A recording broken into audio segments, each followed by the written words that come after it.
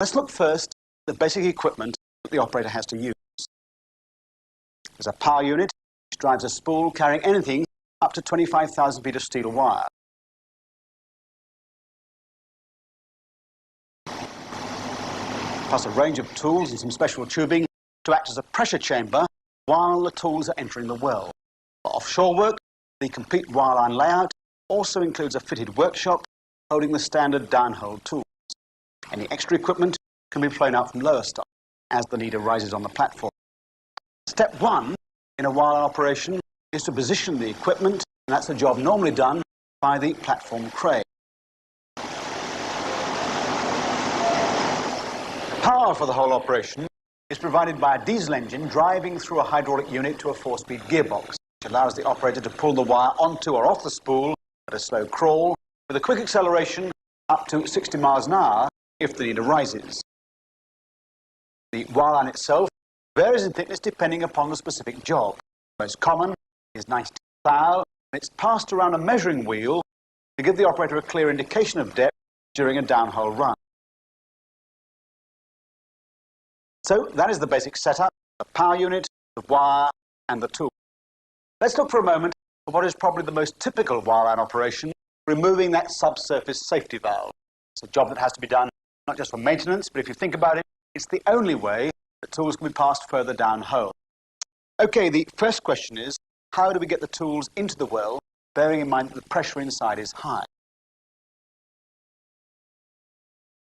Now, beneath the main deck are the well heads, each topped with a unit commonly known as a Christmas tree. The technique used to gain access to the well is straightforward. First, close the Christmas tree valves, bleed away the internal pressure inside the tree, then remove the cap, and finally stab on what's known as a riser. From here on, the risks are quite high, so the amount of care matters a great deal. It's extremely important to make sure that the wireline team have control of the pressure inside the well. To do that, the blowout preventer is fitted.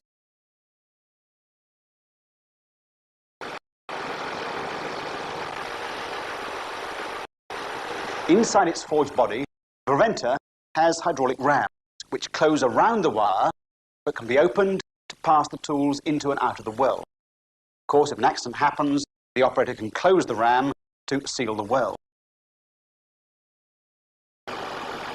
Each preventer is tested before every downhole run using available wellhead pressure.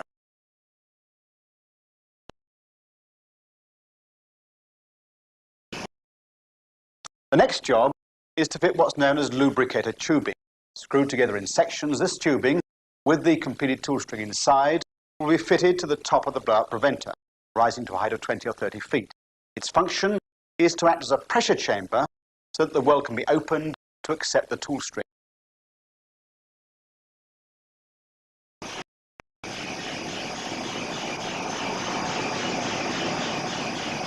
Now, at the very top of the lubricator sections is this unit, known in the trade as a stuffing box, and let's for a moment concentrate on this bit of it.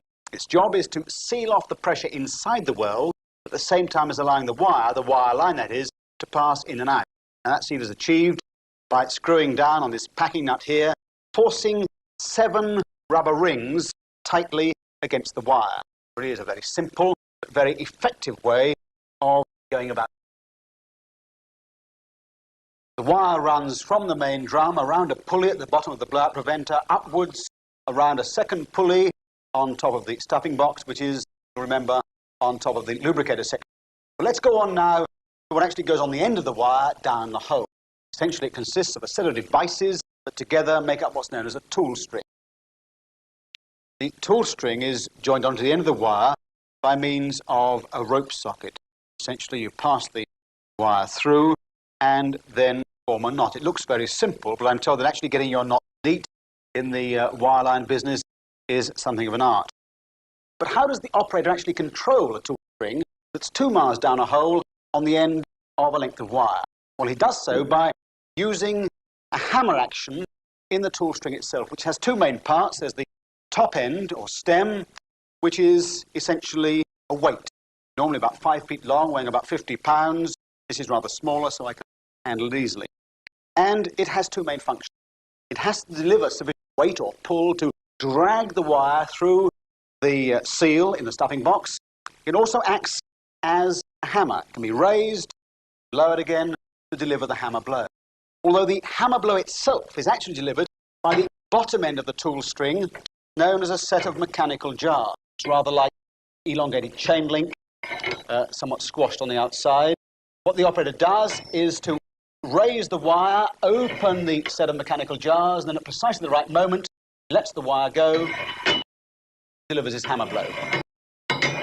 Again, looks very simple. The skill, of course, lies in knowing precisely when to let that wire go. Before we look at how the hammer blow is actually used, let's look at the very practical problem of getting that lot down the hole.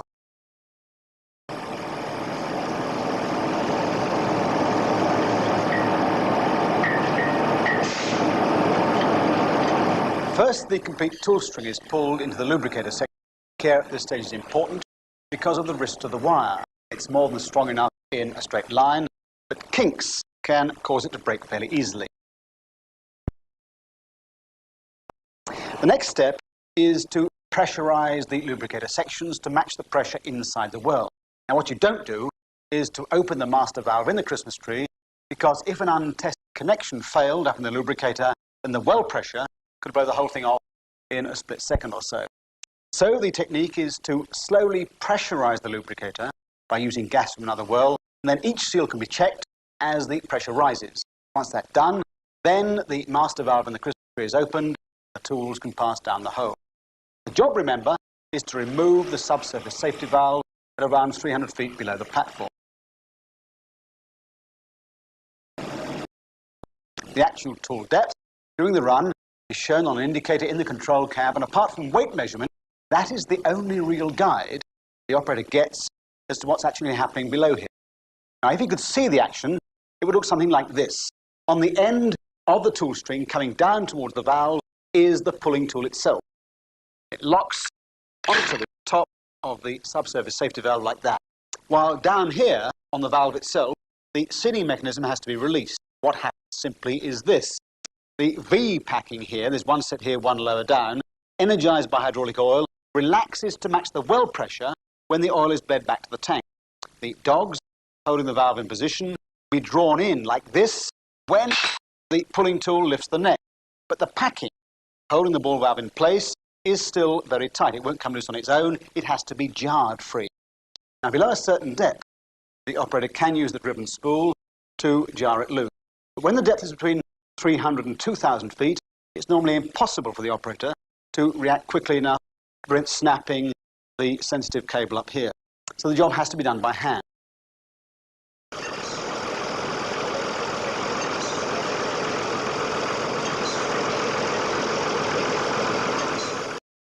And when the valve is clear, the operator can pull it up into the lubricator, taking a lot of care in tight areas, like the Christmas tree.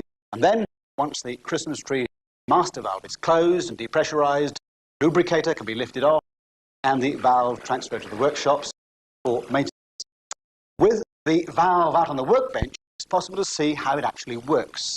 Basically, it's a fail-safe principle. Apply hydraulic pressure, the ball opens, and the gas or oil flows. Shut off the hydraulic pressure, intentionally or not, by accident, and the ball shuts, sealing off the well. Right, think back for a moment to the hammer action we saw with the mechanical jars. That's how the valve is put back into the well. What happens is this. The safety valve, and this is just the top section of it, this time is connected to a running tool by a large brass pin passed through them both.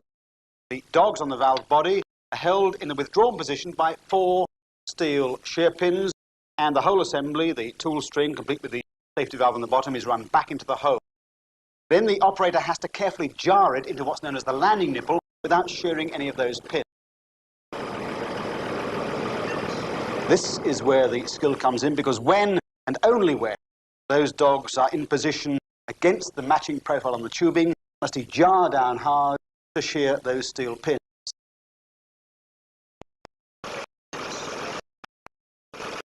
So, the weight bar falls, the mechanical jars deliver their hammer blow, the pins shear, the dogs bring into position, locking the valve safely in place.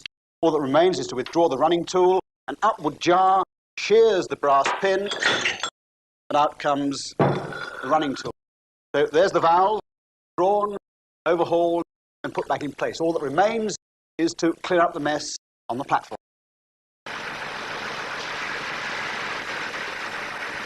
But of course, maintaining the safety valve is only one of a whole range of jobs. There are plenty of others.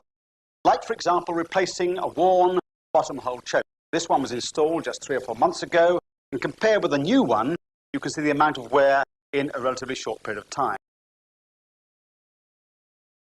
Then there's this wicked-looking instrument known as fishing spear, not for sharp, for broken wire. It does happen, not too often. But imagine the situation. Somewhere in 6,000 feet of well tubing, there is a tool string and a length of broken wire. The spear is used to remove the wire so that the tool string can be brought up with a fishing tool. But how do you know when it's all out? And you do need to know, because if a second tool string is sent after the first, broken wire tangle and make the problem a lot worse. So what's the answer? Well, the answer is these two, a blind box and a lead impression block. What you do is to send down, first of all, the blind box and literally smash it down on top of the rope socket, hopefully breaking off the wire. Then, to find out what's happened, you send down the lead impression block, rest it on top of the rope socket, tap it down once gently, recover it, and there on the bottom surface you can see an image of what's happening down the hole. The rope has been broken off. You get a clear image of the top of the rope socket. You can then send a tool, fishing spear down to recover the wire, and a fishing tool down to recover the tool string. So, if nothing else, you could say that wireline techniques are inventive and very skillful. It's certainly true to say they're absolutely essential for the continued operation of any oil or gas field.